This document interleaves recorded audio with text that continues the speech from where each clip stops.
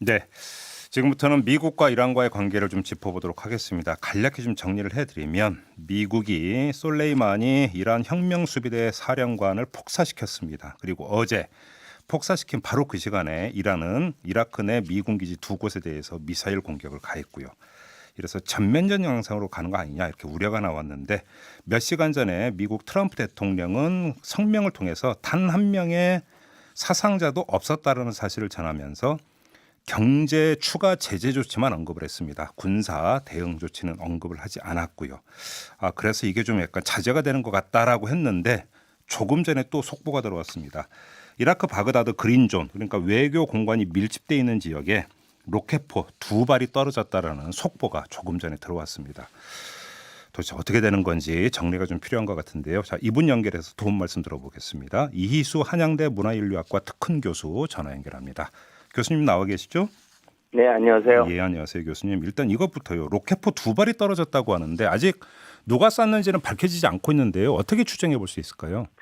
이라크 민병대가 쏘았겠죠. 이게 미국의 솔레이마니 그 비살 사건 이전에도 하루에도 이제 수없이 이라크 민병대에 의한 미군 시설 공격은 이어져 왔기 때문에 네. 이제 이란에 의한 직접 공격보다는 자기네들이 통솔하고 있는 이제 시리아나 레바논이나 이라크, 이제 이란 우호 세력에 의한 이제 미군 공격으로 이렇게 공격 방향이 바뀌었다고 생각할 수 있겠죠.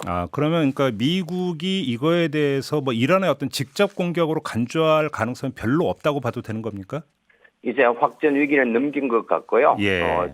이제 미 군사기지 두 곳에 대한 미사일 공격으로 양쪽 모두가 명분삭기를 하면서 확전 자제 분위기가 확연해 보입니다. 그래요. 지금 그래서 이제 트럼프의 대국민 성명이 눈길을 끄는데 추가 제재 조치를 언급을 했지만 경제 제재 조치거든요. 그러면서 군사 조치 이야기는 없었던데 바로 여기에 밑줄을 그어야 되는 거 맞죠? 그렇습니다. 사실 석유 수출 제재는 지금 하고 있고요. 네. 추가 제재의 구체적인 내용은 알려지지 않았지만 석유 수출 통제를 강화하고 아무래도 이란 혁명 수비대가 장악하고 있는 그 수익성이 높은 이란 산업에 대한 추가 제재가 있을 가능성이 크고요. 네. 또 이란의 대응 수위에 따라서 만약에 더 제재가 필요하다면 그 생필품은 손대지 않겠지만 생필품 이외에 이란 경제에 타격을 줄 수 있는 품목으로 점차 확대해가면서 미국도 조절 수위를 지금 보고 있는 것 같습니다. 이란의 속내는 어떤 걸까요? 이란도 사실은 이런 것보다는 얻은 것이 많다고 생각합니다. 사실은 혁명 이후 최대의 정권 위기였거든요. 수많은 시위가 일어나고 수백 명이 살해당하는 그런 상황에서 반미로 똘똘 뭉쳐서 이 정권이 위기를 넘겼다는 큰 소득이 있고요. 네. 이제 오히려 이 무너져야 될 이 폐쇄적인 종교 보수 정권이 이제 살아나는 이란으로서는 크게 손해보지 않았던 그 사건이었던 것 같습니다. 그러면 이걸로 이란의 국내 정치적 위기가 한 방에 정리가 됐다 이렇게 봐도 되는 겁니까? 그게 가장 큰 소득이죠. 그뿐만 아니라 네. 시리아, 레바논, 이라크에서 일어났던 시아파의 대규모 시위도 지금 잠잠해졌으니까 오히려 이것이 이제 미국에서는 더 큰 타격이 아닌가 하는 문화적으로 보면 그렇습니다. 그러면 지금 만약에 이란의 어떤 지금 집권 세력에게 오히려 이제 득이 됐다고 한다면 미국은 오히려 도와준 꼴이 되는 거잖아요. 그럼 결과적으로. 그게 저희들이 전문가들도 의아해하는 부분입니다. 예. 이제 정권들을 강화시켜주고 오히려 반미 감정을 고조시키고 또 미군 수술에 대한 이해가 침해당하는데 아마도 이제 트럼프는 그 대선을 앞두고 이란이라고 하는 강력한 적대적 공생이 필요했을지도 모르죠. 역설적으로. 제 코가 석자라. 그래서 이제 그러니까 일단 자기 코부터 그러니까 간수가 필요했다 이런 얘기가 되는 거네요. 간단히 이야기하면. 아마 이란도 국내 정치용이 강했던 것 같고요. 트럼프도 절대적으로 이제 국내 정치적인 목적이 이번 사건의 배후로 작동했던 것 같습니다. 그런가요? 아무튼 그럼 교수님의 분석을 듣다 보니까 이 외신에 눈길이 꽂혀지는데 이게 이런 내용이 지금 보도가 되고 있는 게 이란이 이제 미국 기지에 대한 공격 전에 이라크에 사전 통보를 했고.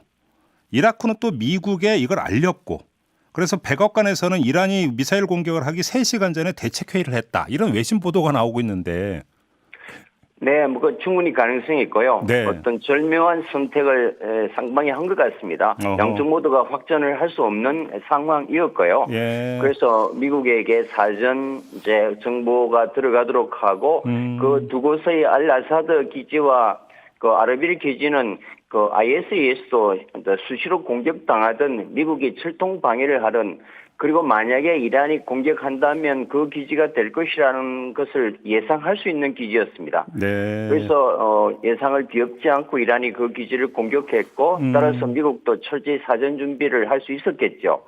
그래서 이제 이란은 미국을 보복 공격했다는 명분을 샀고 또 이라크는 미국으로서는 그 피해가 없으면서 그걸 피해가는 뭐 절묘한 그 합작이었던 것 같습니다. 만약에 그 사전의 정보를 전달해 주었다면. 이게 사실이라면 뭔가 우리가 흔히 하는 이른바 그 속칭 짜고 쳤다는 얘기를 해도 별로 할 말이 없는 거 아닌가요, 그러면?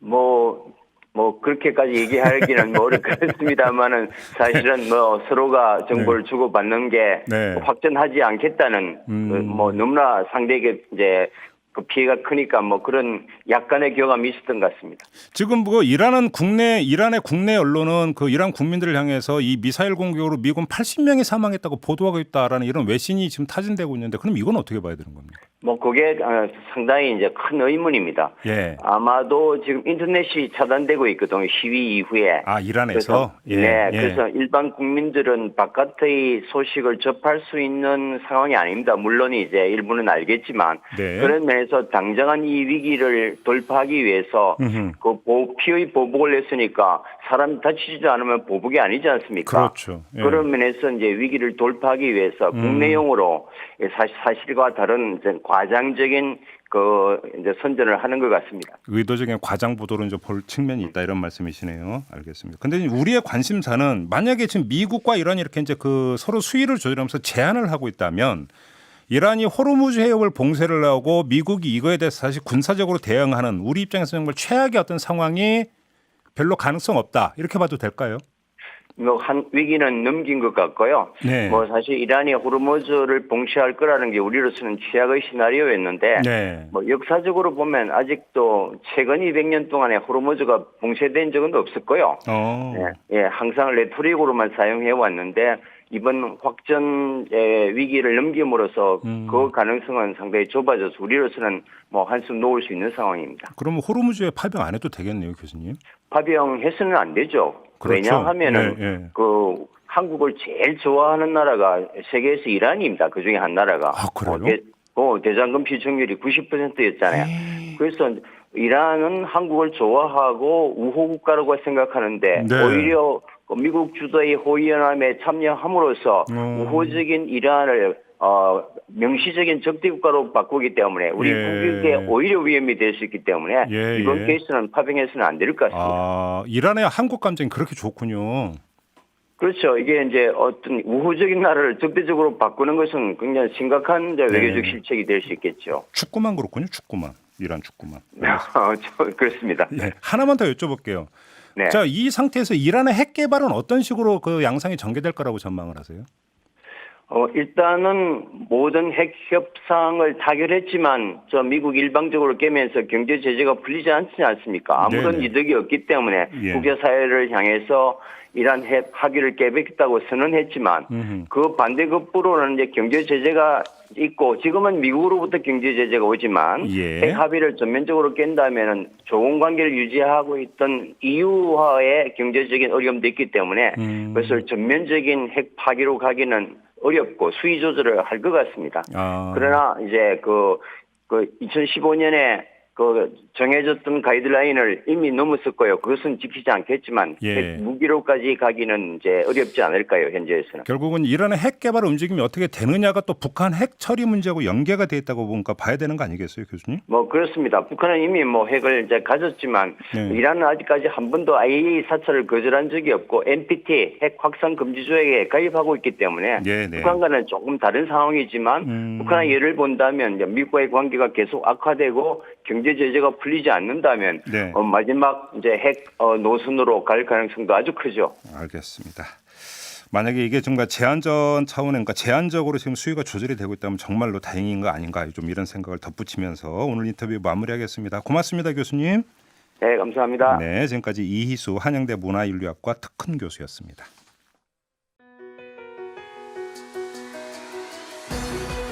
이슈의 핵심을 꿰뚫는 예리한 시선, 믿고 듣는 진품 시사 김종배 시선 집중.